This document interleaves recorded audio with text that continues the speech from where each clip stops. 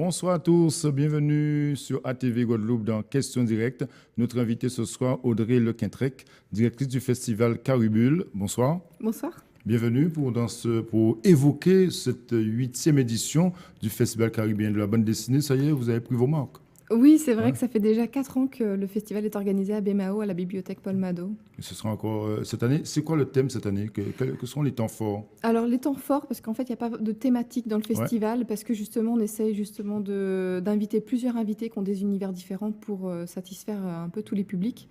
Donc, cette année, il y a Elsa Brandt, qui est une mangaka, donc, qui a fait déjà pas mal de livres en fait, de manga, notamment une série qui s'appelle Save Me Pity chez Kana Édition. Il y aura Arthur Depince qui a fait le film Zombilenium, c'est une adaptation de sa bande dessinée en film d'animation. Et il y a 2 auteurs jeunesse, Frédéric Mopomé et Stéphane Sénégas, qui viennent justement présenter de la BD sans texte. Oui. Est-ce que justement ce festival, ça en est à sa 8e édition, on l'a dit, ça a suscité des vocations en Guadeloupe? Eh bien, notamment à travers le Ouais. concours de création de BD. Oui. Donc, en fait, on peut voir que déjà, notamment certains jeunes qui étaient déjà très intéressés par les arts graphiques, Oui. donc, ont percé justement dans cette voie.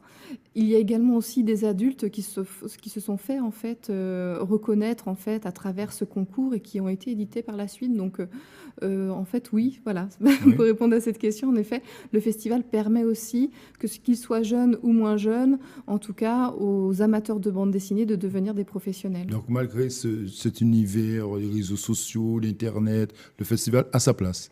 Oui, totalement. Ouais. Et puis en fait, de toute façon, c'est en lien aussi avec les réseaux sociaux. Mais oui, ça a toute sa place. Et notamment, il y a énormément d'ateliers qui sont organisés durant le festival et Oui, qui sont justement. gratuits pour que justement initier et sensibiliser à la bande dessinée dès l'âge de 5 ans. D'accord. Et donc ces ateliers, c'est quoi? C'est animé par les professionnels, par Tout à fait, par ouais, les auteurs de bande les dessinée, auteurs, oui. qu'ils soient d'ailleurs de Guadeloupe ou qu'ils soient invités au festival. Et les jeunes Guadeloupéens, les jeunes s'intéressent, ils viennent Et oui, sans justement, problème. l'an passé... Il y a un vrai engouement selon vous? Ouais. Oui, parce qu'en fait, l'an passé, il y a eu tellement de demandes que cette année, nous avons en fait doublé les ateliers. Ce festival caribéen, on l'a dit, la Caraïbe est bien présente. Vous avez le sentiment que ça y est, vous avez trouvé votre place dans cet univers, dans ce concert caribéen? Alors en fait, dans l'espace caribéen, c'est encore Ça- difficile d'avoir des liens avec tout l'espace caribéen. Mais justement, on y travaille. Régulièrement, on invite des auteurs, donc haïtiens, martiniquais. Après, il y a certains territoires où on n'a pas encore vraiment trouvé de dessinateurs. Mais c'est vrai qu'on aimerait bien vraiment se positionner encore plus sur ce territoire. Oui. Je vois que la BD de Roland Pierre Bob Marley en bande dessinée sera également présente Oui, à cette 8e édition. oui, il sera présent et notamment la bande dessinée est adaptée en En anglais. anglais, oui. Voilà, donc la maison d'édition sera présente et il y aura une présentation de la bande dessinée. Et aujourd'hui, le festival est accompagné financièrement. Comment concrètement vous arrivez à chaque année à produire cet événement? Déjà, grâce à la ville de Bémao, on a eu un bon soutien logistique pour organiser déjà le festival. Et puis après, on a des partenaires, les collectivités publiques qui donc, nous soutiennent d'année en année. Et nous avons aussi quelques partenaires privés. Ce n'est pas un budget très important, mais ouais. cela nous permet d'organiser le festival chaque année. Ouais. Et chaque année, après ce festival, vous avez le sentiment que vous avez fait des adeptes, qu'il y a de plus en plus de jeunes qui s'intéressent? Oui, alors en fait, on a plusieurs volets sur le festival, notamment le public scolaire, le concours aussi, donc, et puis le public qui vient lors du festival. Ouais. Donc ça nous permet de déjà dresser un bilan. Et puis ensuite, il y a également toutes les animations que l'on peut mettre hors festival, mais donc notamment des ateliers, des résidences. Voilà, la création aussi de projets avec des auteurs. D'accord. Donc, c'est-à-dire au-delà même du festival, la création continue, ça bouge. Oui, Oui. tout à fait. Même on cherche un lieu pour justement mettre en place des ateliers, mettre en place des expositions plus régulières. Donc, mais bon, on fait déjà un travail à l'année et on aimerait avoir un lieu. Oui.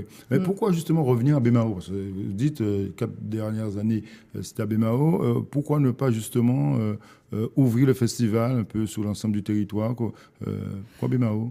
Parce que justement, ça reste encore une petite structure. On est en train vraiment de construire ce festival, de construire aussi ce milieu professionnel, parce que c'est pas évident. Il n'y a pas non plus beaucoup d'auteurs de bande dessinée et d'éditeurs ici.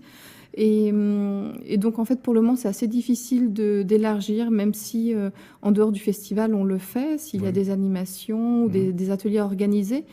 Et le festival, cette année, aussi aura lieu au Ciné-Théâtre de Lamentin, puisqu'il y a une projection du film Zombilénium.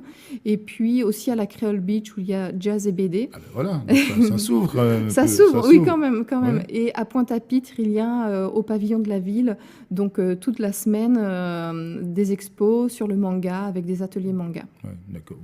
Donc ça peut s'ouvrir, ça peut se retrouver. Une commune peut décider comme ça de dire, voilà, je veux accueillir une édition du festival. Est-ce que ça vous paraît possible?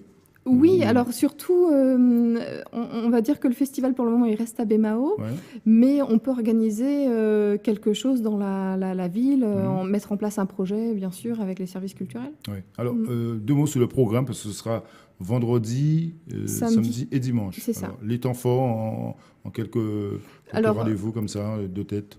Mercredi, la projection donc, de Zombilénium et la rencontre après avec le réalisateur qui est Arthur Depin, donc c'est à 16h au Ciné-Théâtre de Lamentin.